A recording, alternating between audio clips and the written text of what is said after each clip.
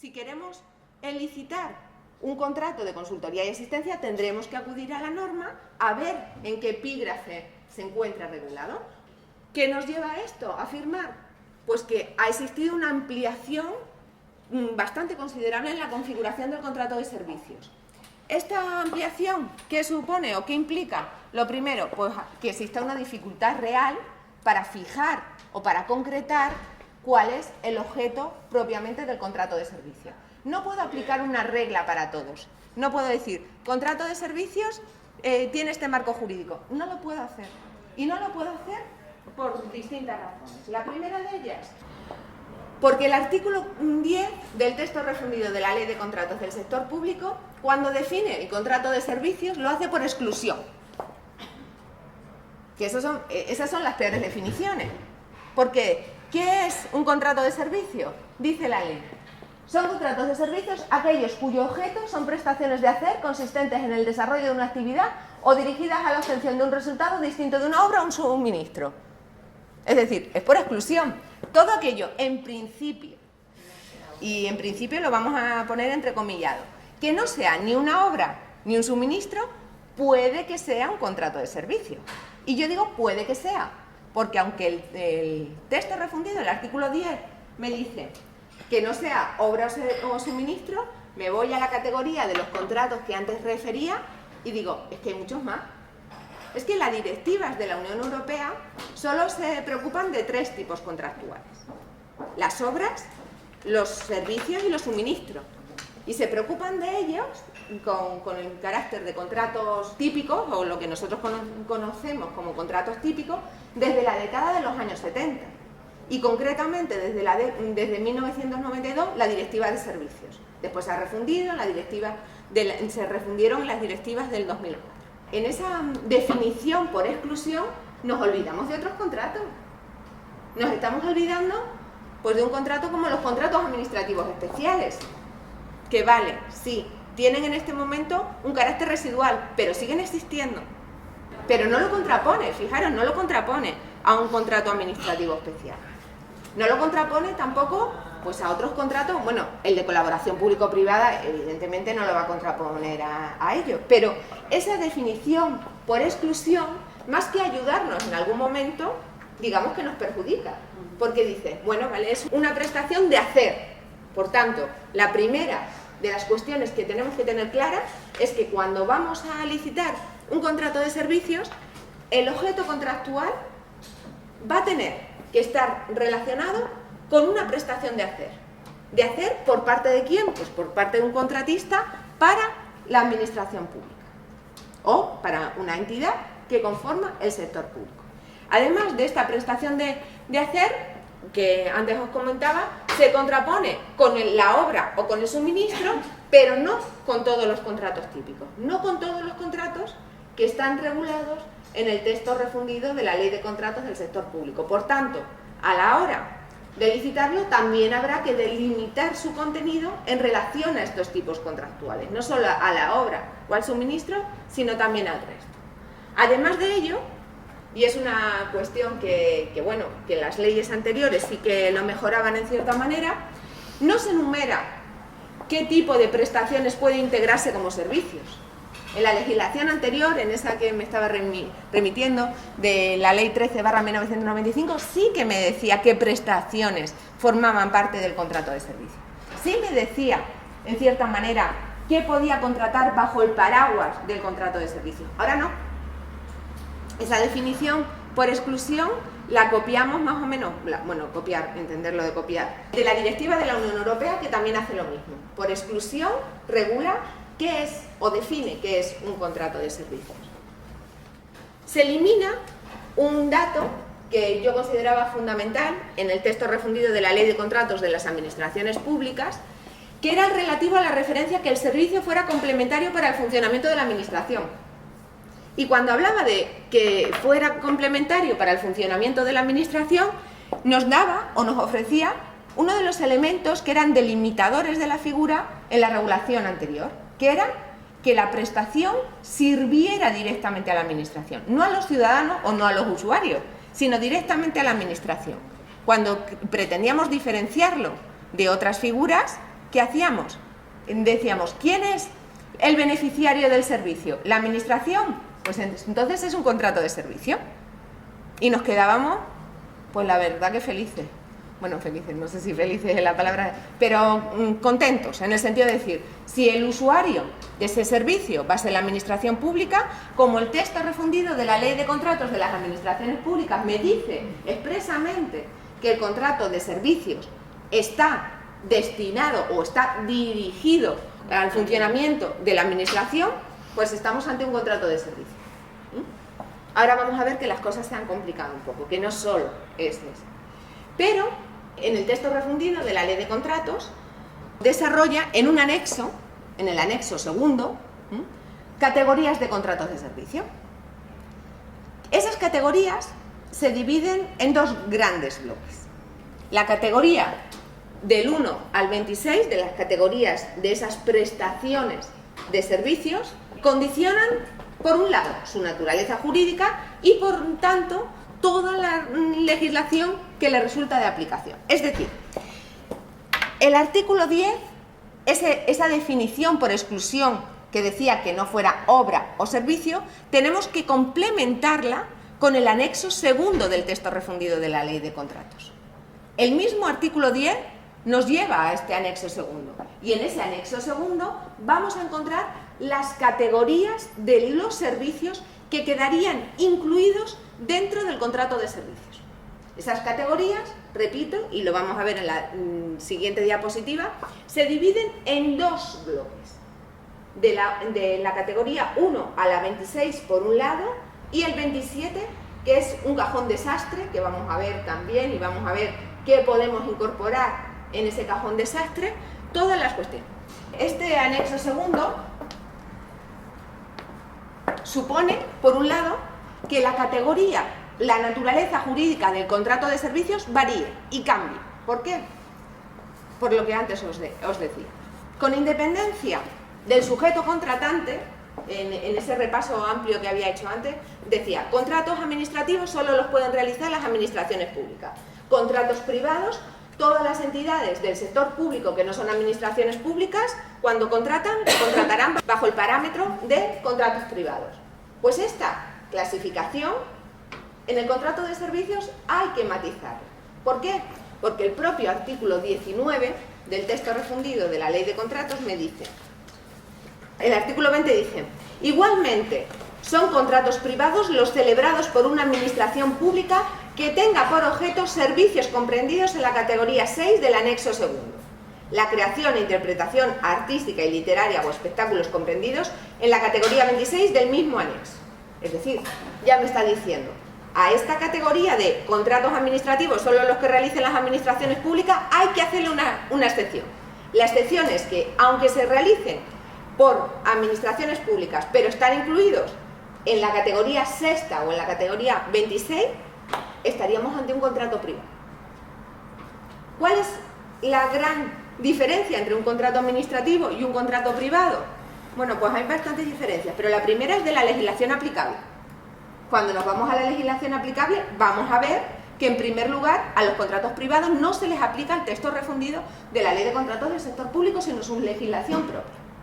También la jurisdicción competente para resolver las controversias, que aunque haya esa teoría de los actos separables, no es lo mismo de cara a la fase de adjudicación del contrato o la fase de ejecución. Estamos ante dos jurisdicciones diferentes. Por tanto, la importancia de determinar concretamente o de concretar ese régimen jurídico deriva de la naturaleza jurídica del contrato, o es una de las cuestiones de la naturaleza jurídica del contrato. Esas actividades clasificadas que se enumeran en el anexo segundo se completan con las referencias a ese vocabulario común de contratos públicos. Un vocabulario que, como ya sabéis, es una nomenclatura, os he señalado ahí, nomenclatura jerárquicamente estructurada, separada en divisiones, grupos, clases, categorías y subcategorías, que bajo criterios de números determina claramente cuál es el objeto que conforma la prestación demandada por las administraciones públicas. Ese vocabulario común de contratos públicos deriva del derecho de la Unión Europea, deriva de un reglamento del año 2002, que ha sido modificada en distintas ocasiones, pero que nos aporta mucho. ¿Y por qué nos aporta mucho? Por dos razones, desde mi punto de vista. Por un lado, es cierto que delimita concretamente cuál es el servicio que se demanda por parte de las administraciones públicas. Pero una cosa que a mí me parece de lo más interesante. Somos 28 Estados miembros. No todos hablamos la misma lengua, el mismo idioma. No tenemos un pez de Babel en el que nosotros pudiéramos entender todas las lenguas que se hablasen en toda la Unión Europea.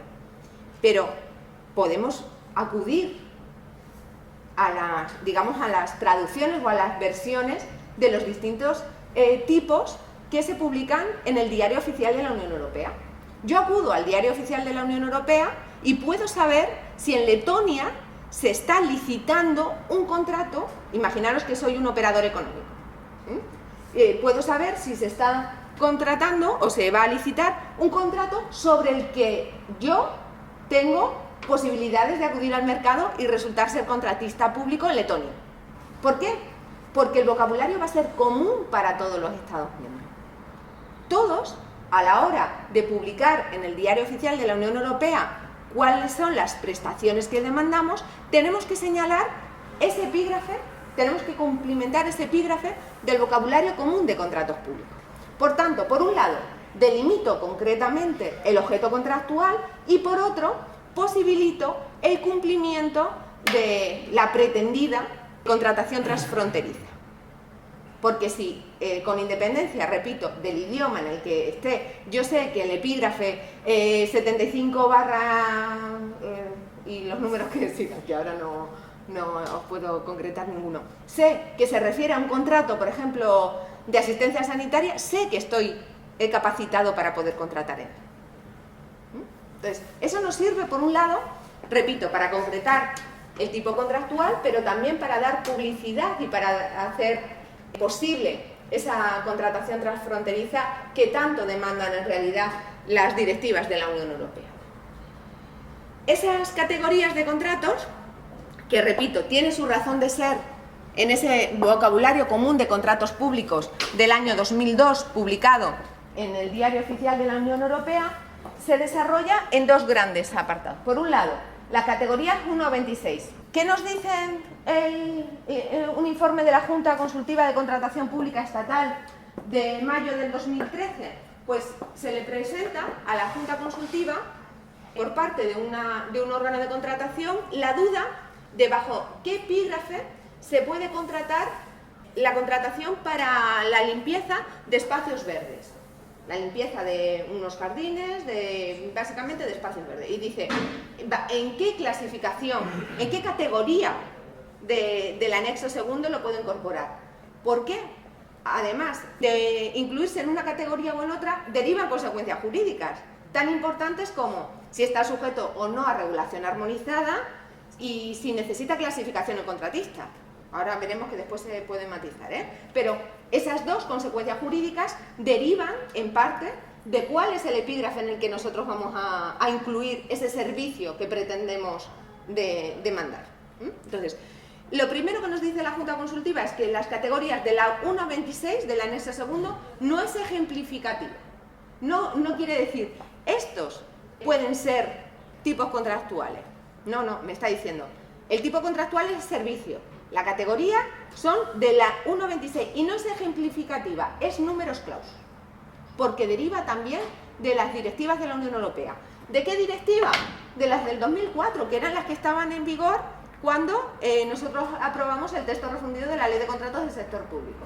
Ya veremos si hay que cambiarlas, que ya os avanzo, hay que cambiarlas, porque como se han aprobado las nuevas directivas, hay un cambio muy importante en estas directivas. Pero nuestro anexo segundo deriva de esas directivas de la Unión Europea, que distinguía entre servicios prioritarios y servicios no prioritarios. Nuestras categorías del anexo segundo también tienen razón de ser en eso. Entonces, no es ejemplificativa, es un numerus clausus, en coherencia con toda esa normativa de la Unión Europea. Y una cuestión importante, en la categoría 27 me dice otros servicios. Es decir, de la 1.26 estructura todos los servicios y el 27 me dice otros servicios. No le da un valor CPV, es decir, no le da un valor dentro del vocabulario común de contratos públicos porque no puede darlo. Lo deja simplemente como un cajón donde todos los servicios caben. Entonces, claro, ¿qué ocurre con estas categorías tan abiertas? Una categoría 27 con otros servicios, pues ahí cabe de todo. En principio cabe de todo. Cabe de todo o cabe de nada, dependiendo si encontramos un epígrafe que encaje mejor con lo que nosotros pretendemos. Ese encaje en la categoría 27 conlleva esas dos importantes consecuencias jurídicas a las que me referí antes.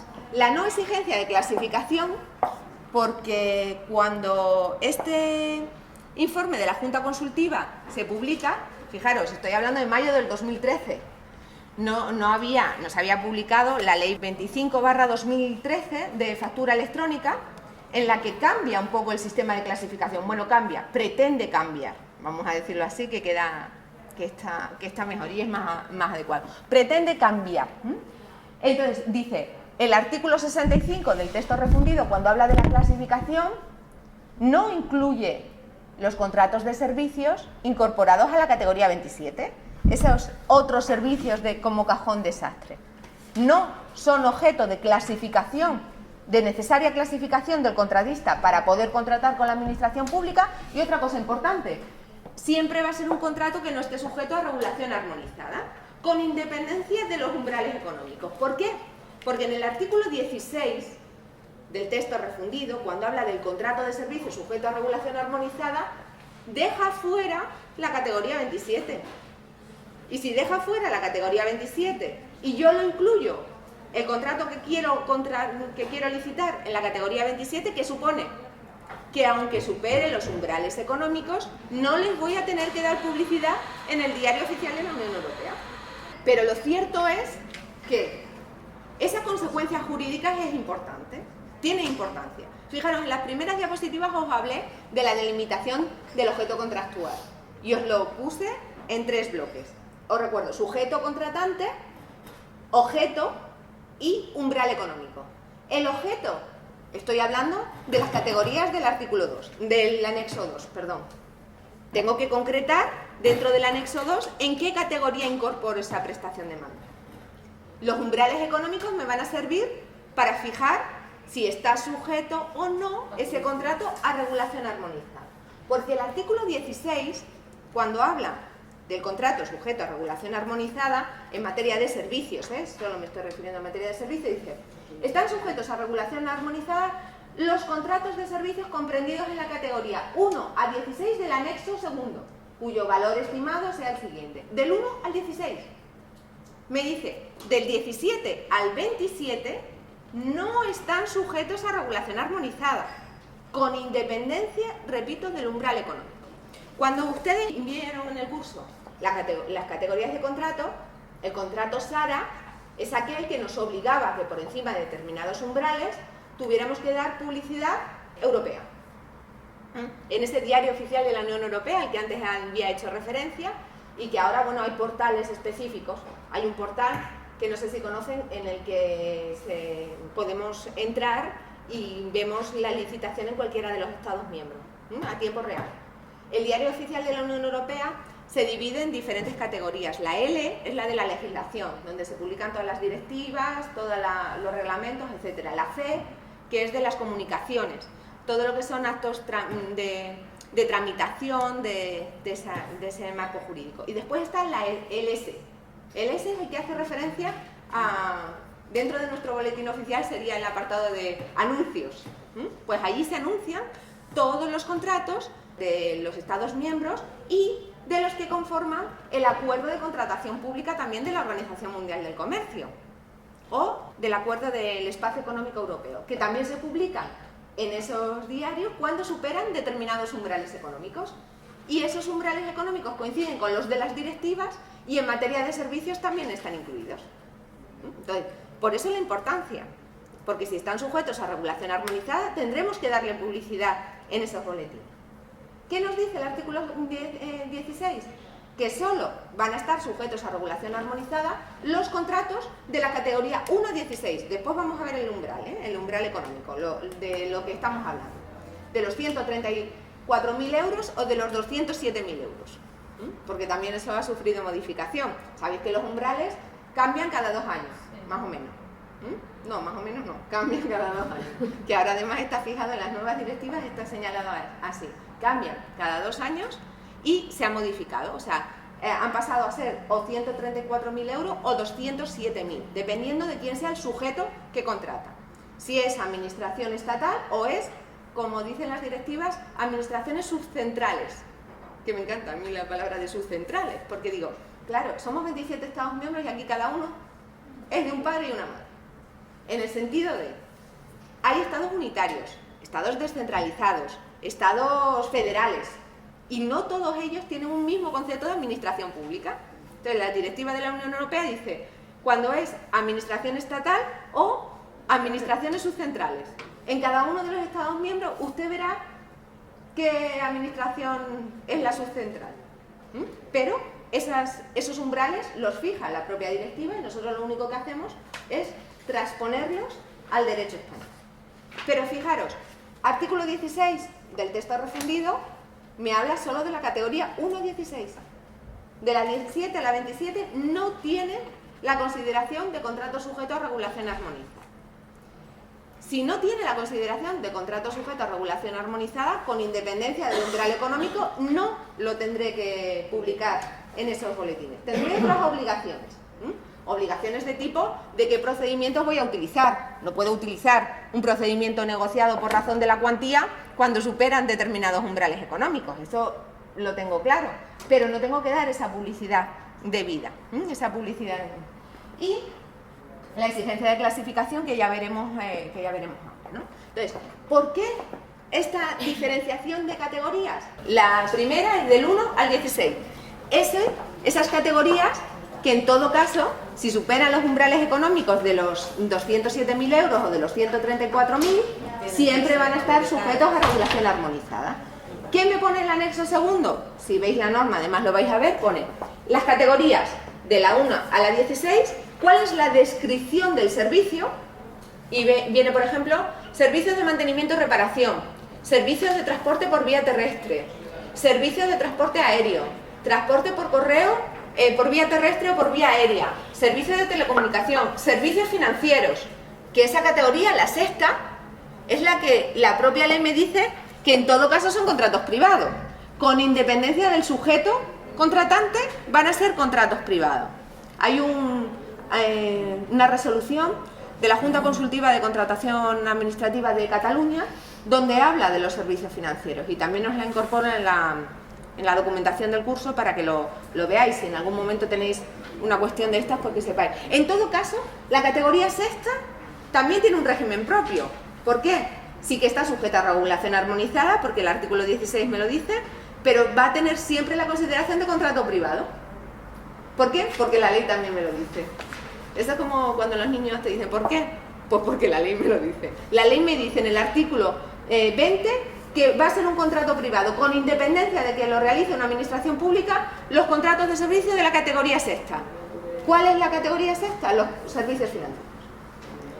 La séptima, servicios de informática y servicios conexos. El octavo, servicios de investigación y desarrollo. Noveno, servicios de contabilidad, auditoría y teneduría de libros. El décimo, servicios de investigación de estudios y encuestas de opinión pública. El 11, servicios de consultores de dirección y servicios conexos. Servicios de arquitectura, de ingeniería, servicios integrados de ingeniería, de planificación urbana, servicios de arquitectura paisajística, servicios de ensayos y análisis técnico. 13, servicios de publicidad. 14, servicios de limpieza de edificios y servicios de administración de bienes raíces. 15, servicios editoriales de imprenta por tarifa o por contrato. Y el 16, servicios de alcantarillado y eliminación de desperdicios, servicios de saneamiento y servicios similares. Categorías, y fijaros la descripción, la referencia CPC, que es española, que es propia de España, pero también el número de referencia CPV al que antes me refería. El CPV, el vocabulario común de contratos públicos. Con esos epígrafes, que por eso os decía, no me sé ninguno de memoria porque son epígrafes grandes, son epígrafes que como la estructura viene por la categoría, por las distintas nomenclaturas, etcétera, pues bueno, pues son costosos de aprender inútiles de aprender, diría yo también, porque vamos a ver, tecleamos simplemente y tenemos el reglamento de CPV, pues tendrá así como 572 hojas, del Diario Oficial de la Unión Europea. En todos los casos, cuando queramos licitar, tendremos que acudir a la referencia CPV porque nos lo obliga además ese propio anexo segundo del texto refundido de la Ley de Contratos. Fijaros, dentro de la clasificación, pues bueno, pues vienen todos aquellos epígrafes que empiezan por el 50, por el 60, por el 64, por el 66, dependiendo del tipo contractual y dependiendo de la descripción del contrato. Hay epígrafes CPV que son genéricos, más genéricos, y dentro de los genéricos después hacen un desarrollo, pues si es un contrato de limpieza de edificios sanitarios o si es un contrato de limpieza de edificios con cierta complejidad o demás, los epígrafes van variando. Entonces, cuanto más ajustemos la descripción del objeto contractual, más claro tendremos también cuál es la referencia CPV que se refiere a cada uno de estos supuestos. Categorías de la 1 a la 16 que en caso de superar los umbrales económicos del artículo 16 estarán sujetos a regulación armonizada. Y como contratos sujetos a regulación armonizada tendremos que darle la publicidad debida. La siguiente categoría es la que incluye del 17 al 27. Y fijaros lo que os decía, el 27 me pone simplemente otros servicios y me deja en blanco las categorías CPC y la categoría CPV. Porque como no lo tengo, digamos, delimitado o concretamente delimitado, es imposible señalarle un número CPV. El 17, servicios de hostelería y restaurante, que después vamos a ver que en las nuevas directivas, en los servicios de hostelería y restaurante, me dice cositas. Me da que pensar que se va a modificar la ley de contratos de manera... No vamos a hacer un parche, no se va a hacer solo un parche, se tiene que modificar de manera completa. Partimos de la necesidad de un código de contratos. Hay muchos Estados miembros que ya han hecho un código de contratos, pues ¿por qué no lo vamos a hacer nosotros también? Un código en el que en una misma norma incluya todo. Entonces, servicios de hostelería y restaurante, servicios de transporte por ferrocarril, servicios de transporte fluvial y marítimo, servicios de transporte complementarios y auxiliares, servicios jurídicos, que es otro de los temas también que van a requerir una mayor atención posterior. Servicios de colocación y suministro de personal, servicios de investigación y seguridad, excepto los de furgones blindados, servicios de educación y formación profesional, servicios sociales y de salud. Y aquí también voy a hacer una referencia, porque en el curso, cuando me dieron el tema, ponía contratos asistenciales. Pues también vamos a hablar de los asistenciales, de los sociales, de los de salud, que van a tener una configuración propia y unas especialidades derivadas de su propio contenido. Servicios de esparcimiento culturales y deportivos y el epígrafe 27 que antes os decía, que es ese cajón desastre, ese gran cajón desastre que pone otros servicios. Es decir, cuando queremos contratar algo que no está incorporado a los demás y que vamos a ver que solamente es un contrato de servicios, que no es un contrato de otro tipo, acudiremos al epígrafe 27. CPVs distintos para cada categoría contractual, para cada categoría de la 17 a la 27, que en este caso estaremos hablando de contratos que no van a estar nunca sujetos a regulación armonizada, porque la propia ley me los excluye.